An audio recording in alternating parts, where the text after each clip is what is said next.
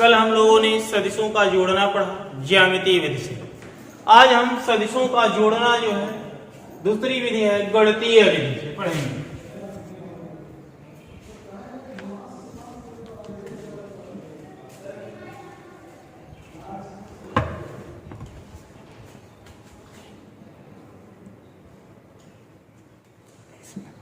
बच्चों, गणितीय विधि का उपयोग तब किया जाता है जब दो सदिशों के परिमाण दिए गए हों तथा उनके बीच का कोण दिया गया हो, अर्थात वे दोनों सदिश किस कोण पर एक दूसरे से जुड़े हुए हैं। तो यदि किन्हीं दो सदिशों का परिमाण तथा उनके बीच का कोण दिया गया हो तो उन्हें हम गणितीय विधि से जोड़ सकते हैं।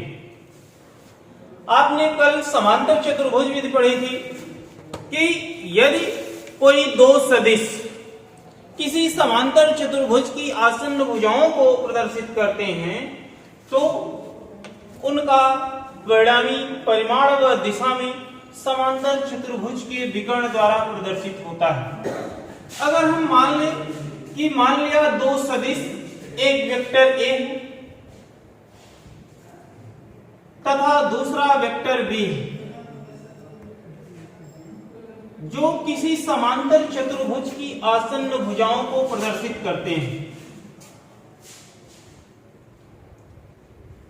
तो यदि हम वेक्टर ए के बराबर यहां पर कोई दूसरा वेक्टर ए की तो सदिश के मान पर कोई परिवर्तन नहीं होगा, ये वेक्टर ए के बराबर होगा। और यहां से जो है एक वेक्टर बी खींच लें जो कि इस वेक्टर बी के बराबर होगा। तो इस तरह से यदि ये दोनों सदिश मिलकर के एक समांतर चतुर्भुज OPQS का निर्माण करते हैं जिनके बीच का कोण थीटा है।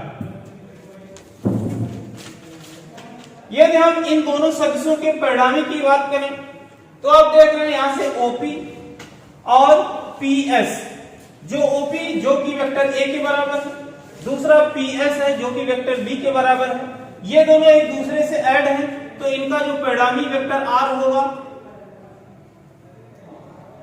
वेक्टर R यह जो है परिमाण व दिशा में इस समांतर चतुर्भुज के विकर्ण द्वारा प्रदर्शित होगा।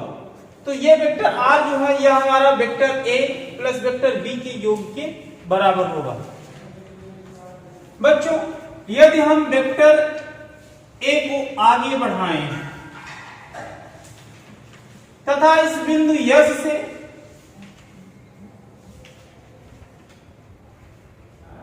एक लंब यस टी डाल देते हैं तो आप जान रहेगा यदि ये कोण AB के बीच का कोण थीटा है तो यहां पर ये जो वेक्टर A है आगे बढ़ाया गया वेक्टर A को, तो ये वेक्टर A है आपका, तो इस पर अगर हम लंब डाल रहे हैं ये वेक्टर B है, ये कोण भी आपका थीटा ही होगा।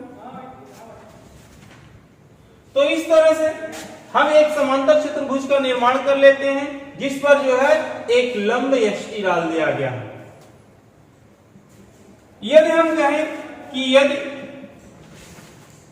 वेक्टर A वेक्टर B व परिणामी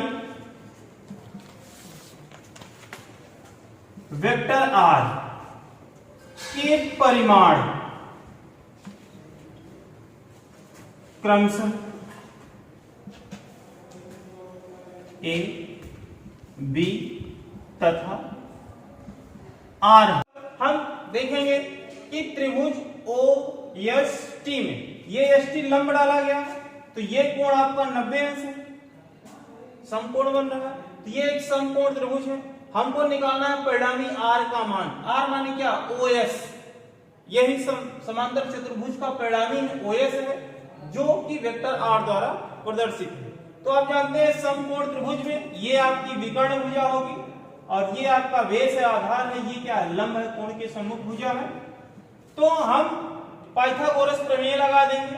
पाइथागोरस प्रमेय आपने पढ़ा है कि OS स्क्वायर, या आपने पढ़ा था कि कर्ण का वर्ग बराबर आधार का वर्ग धन लंब का वर्ग। तो यहां से कर्ण क्या है? OS है, तो OS का वर्ग बराबर यस टी का वर्ग प्लस ओ टी का वर्ग। तो इसको ले सकते हैं ओ टी का वर्ग प्लस यस टी का। पाइथागोरस प्रमेय से लिख दिया गया। अब आप देख रहे हैं यहां से ओ टी का मान आपको केवल वेक्टर ए पता है, वेक्टर बी पता है, दो चीजें पता है, लेकिन यहां से इतना भाग पी टी यह आपको ज्ञात नहीं है। अब यहां से ओ टी का मान ज्ञात करने के लिए हम देखेंगे यह दो भागों में है, O P plus P T. तो ओ टी को लिखा जा सकता है बच्चों, ओ टी बराबर लिखा जा सकता है O P plus P T square plus S T का स्क्वायर, ये होता। और O S square, O S का मान क्या है वेक्टर आर के बराबर, यानी ये आर स्क्वायर। परिमाण लिखेंगे, माना गया ए बी तथा आर परिमाण, तो आर का परिमाण लिखेंगे तो ये आर स्क्वायर। अब यहां से ओपी, ओपी का मान आप देख रहे हैं कि ये किसके बराबर, ओपी ये वेक्टर ए के बराबर है और इसका परिमाण आप लिखेंगे क्या ए है, तो इसको लिख देंगे क्या ए प्लस पीटी। अब बच्चों यहां से देखेंगे एक त्रिभुज बन रहा है पी एस टी, इसमें देखेंगे ये कोण थीटा है, तो ये आपकी भुजा जो पीटी है यह आपकी आधार भुजा बनेगी। और समकोण त्रिभुज में आधार भुजा का मान जब आप लिखते हैं तो आधार बराबर आप पढ़े हैं कास थीटा बराबर आधार बटे कर्ण, तो ये आपकी विकर्ण भुजा होगी, ये आपका आधार होगा। तो यहां से इसका मान निकाल लेंगे आप, इसका मान हो जाएगा बी कास थीटा, और इसका स्क्वायर है तो इसका square plus S T, yes T का मान निकालेंगे, ये लंब भुजा है, लंब भुजा को साइन थीटा से व्यक्त करते हैं, जिसका मान आप निकालेंगे साइन थीटा बराबर क्या लंब बटे कर्ण, कर्ण का मान क्या है डी के बराबर, तो यस टी बराबर क्या हो जाएगा बी साइन थीटा, इसका स्क्वायर। अब देखिए बच्चों यह परिणामी वेक्टर आर स्क्वायर को, अब यहां से a प्लस बी का होल स्क्वायर ये रूप का हो गया ये, तो इसको हल कर लेंगे a प्लस बी का होल स्क्वायर के फार्मूले से, तो ये हो जाएगा a square plus B cos theta का स्क्वायर या B square cos square theta plus 2ab cos theta, और प्लस इसका वर्ग कर देंगे B square sine square theta.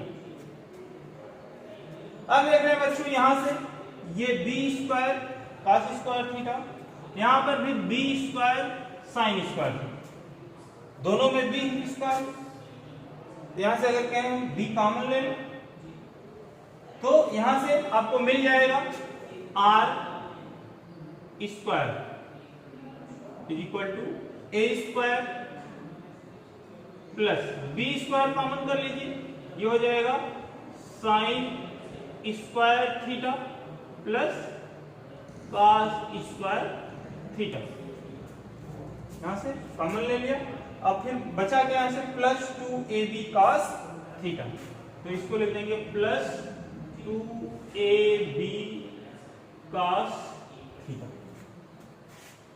अब आपने त्रिकोणमिति में पढ़ा है कि sine square theta plus cos square theta is equal to 1।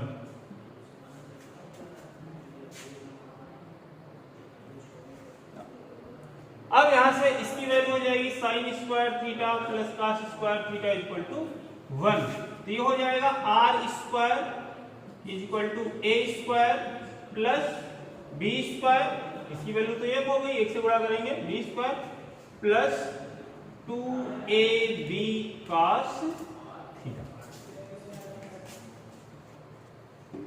या इसी को लिख सकते हैं आर बराबर under root A square plus B square plus 2ab cos। तो ये आपका परिणामी r का मान आया गणितीय विधि से ज्ञात करने के लिए कि यदि दो दिए गए सदिशों के परिमाण आपको ज्ञात है तथा उनके बीच का कोण ज्ञात है, तो परिणामी r का मान ज्ञात करने के लिए r बराबर under root a square plus b square plus 2ab cos theta होगा। यहां से बच्चों हम देखेंगे कि यदि ये थीटा का मान परिवर्तित हो, यहां से थीटा का मान बदलेगा, थीटा बराबर 0 हो जाए, माने दोनों एक ही दिशा में आ जाए a और b, तो परिणामी r आपको कुछ मिलेगा। फिर अगर ये दोनों लंबवत हो जाए, a और b के बीच का कोण थीटा बराबर 90 डिग्री हो जाए, तो अगर 90 डिग्री हो जाएगा तो r परिणामी का मान कुछ मिलेगा आपको। फिर अगर यहाँ पर थीटा बराबर 180 अंश हो जाए तो आपको यहाँ से परिवर्तित मान मिलेगा, दूसरा मान मिलेगा। अर्थात यहाँ पर जो परिणामी r है दोनों सदिशों के बीच कोण थीटा पर निर्भर करेगा। अब थीटा का मान जिस अनुरूप बदलेगा, परिणामी r का मान भी उसी अनुरूप बदल जाता है। हमने बताया था आपको कि समांतर चतुर्भुज नियम में कि इनकी दोनों सदिशों के बीच बनने वाले कोण को ये समद्विभाजित करता है। अगर हम यहां से कह दें कि परिणामी r तथा सदिश वेक्टर a के बीच बनने वाला कोण अल्फा, कि यदि सदिश a तथा परिणामी b के बीच बनने वाला कोण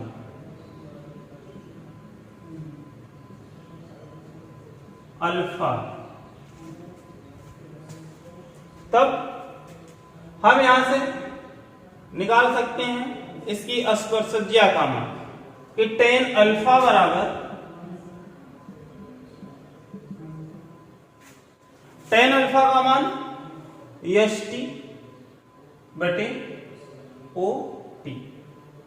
तो यहां से tan अल्फा का मान निकालेंगे तो आप लिख देंगे st बटे ot, और ot का मान आप लिखे हैं OP प्लस PT, तो इसको लिखा जा सकता है st अपान OT प्लस PT। अब OT का मान, st का मान और PT का मान निकाल करके हम रखते हैं। तो यहां से आप देख रहे हैं कि st का मान लिखा गया, st बराबर b sin थीटा, इसकी वैल्यू b sin थीटा, तो इसका मान tan अल्फा बराबर हो जाएगा b sin थीटा बटे OT का मान a के बराबर, वेक्टर a है, यानी इसका परिमाण लिखेंगे तो a के बराबर a प्लस PT का मान आप लिखेंगे b cos थीटा, तो इसका मान लिख देंगे, ये हो जाएगा b cos थीटा। तो इस तरह से बच्चों परिणामी r तथा दिए गए सदिश a के बीच बनने वाले कोण का मान हम ज्ञात कर सकते हैं, इसके बीच कितने अंश का कोण बनेगा। या इसी को लिखा जा सकता है अल्फा बराबर tan inverse b sin theta upon a plus b cos theta. तो इस तरह से ये जो है परिणामी तथा दिए गए सदिश के बीच कोण ज्ञात करने के लिए आपको फार्मूला मिला, और ये आपको मिला कि इसके बीच परिणामी का मान क्या होगा, r का मान ज्ञात करने के लिए गणितीय विधि से। इसके पहले आप ज्यामितीय विधि पढ़ चुके हैं। अब हम पढ़ेंगे सदिशों का घटाना। बच्चों यदि दो सदिश a तथा b दिए गए हों तो उसमें से a को b में से घटाया जा सकता है या b को a में से घटाया जा सकता है। तो a में से b को घटाने के लिए अथवा b में से a को घटाने के लिए हमको सबसे पहले ये देखना होता है कि किस सदिश को घटाना है। जिस सदिश को घटाना होता है उसका हम सबसे पहले विपरीत सदिश खींच लेते हैं। जैसे अगर हम कहें कि मान लिया दो सदिश, एक वेक्टर a तथा दूसरा वेक्टर b, ये दो सदिश आपको दिए गए हैं। हम कहें कि सदिश a में से b को घटाना है, तो सदिश a में से b को घटाना है।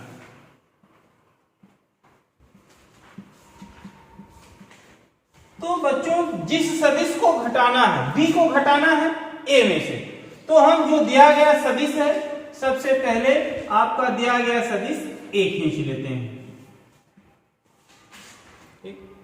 अब जिस सदिश को घटाना है, सदिश b को घटाना है, इसका विपरीत सदिश खींच लेंगे। विपरीत सदिश आपको बताया गया था कि परिमाण में इसके बराबर हो लेकिन दिशा क्या इसके विपरीत हो। तो इसका अगर हम विपरीत सदिश खींचेंगे तो इस तरह से इसका विपरीत सदिश आपको मिल जाएगा माइनस वेक्टर b। अब हम सदिश a में माइनस वेक्टर b को जोड़ देंगे या b के विपरीत सदिश को जोड़ देंगे। तो जब आप इसमें b को माइनस वेक्टर b यानी b के विपरीत सदिश को जोड़ेंगे तो ये आपको मिल जाएगा माइनस वेक्टर b। अब बच्चों वेक्टर b के हेड को वेक्टर a के टेल से मिला देंगे। यह आपका a और b का परिणामी वेक्टर r होगा। वेक्टर r बराबर आप लिख सकते हैं क्या, vector a minus vector b। ये आपका जो है a में से b का घटाना हो। या आप ऐसे भी लिख सकते हैं कि वेक्टर r बराबर vector a plus minus vector b, क्योंकि यहां पर वेक्टर a में माइनस वेक्टर b को जोड़ा गया है। तो a में माइनस वेक्टर b को जोड़ेंगे तो इसको ले सकते हैं vector a plus minus vector b, और आप जानते हैं प्लस माइनस माइनस, तो ये हो जाएगा वेक्टर r बराबर vector a minus vector b। इस तरह से a में से b को घटा दिया। ठीक इसी प्रकार अगर ये कहा जाए कि वेक्टर b में से वेक्टर a को घटाना है,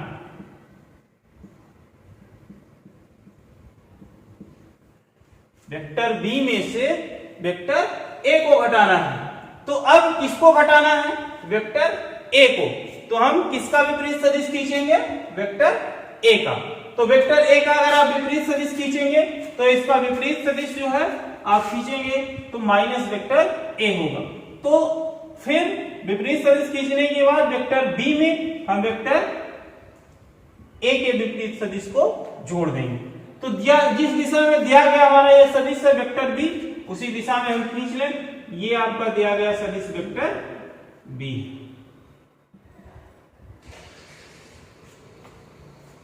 अब वेक्टर b में a का विपरीत सदिश खींचेंगे तो a का विपरीत सदिश इस डायरेक्शन में दिया गया, इसका विपरीत सदिश आप खींचेंगे तो इसकी दिशा क्या हो जाएगी, विपरीत हो जाएगी इसके, लेकिन इसका जो परिमाण होगा वह इसके परिमाण के बराबर ही होगा। तो ये हो गया आपका माइनस वेक्टर a। अब इस माइनस वेक्टर a को b के हेड से जोड़ देंगे। ये हो जाएगा आपका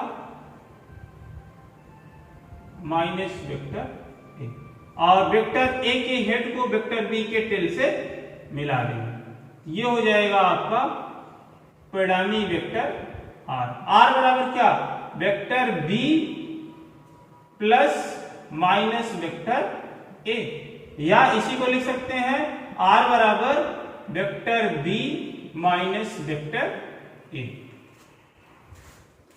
बच्चों यदि हम देखें इनका जो परिणामी r है, r का मान यदि a में से b को घटाएं और फिर b में से a को घटाएं, ये ज्यामितीय विधि है बच्चों।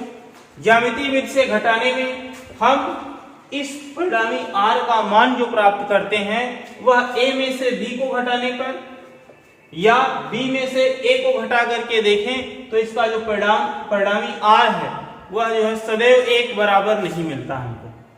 इसलिए हम कहते हैं कि जो सदिशों का घटाना है वह क्रम विनिमेय नहीं होता। क्यों? क्योंकि a minus b does not is equal to vector b minus vector a। तो इसलिए हम कहते हैं कि जो सदिशों का घटाना है यह जो है क्रम विनिमेय नहीं होता।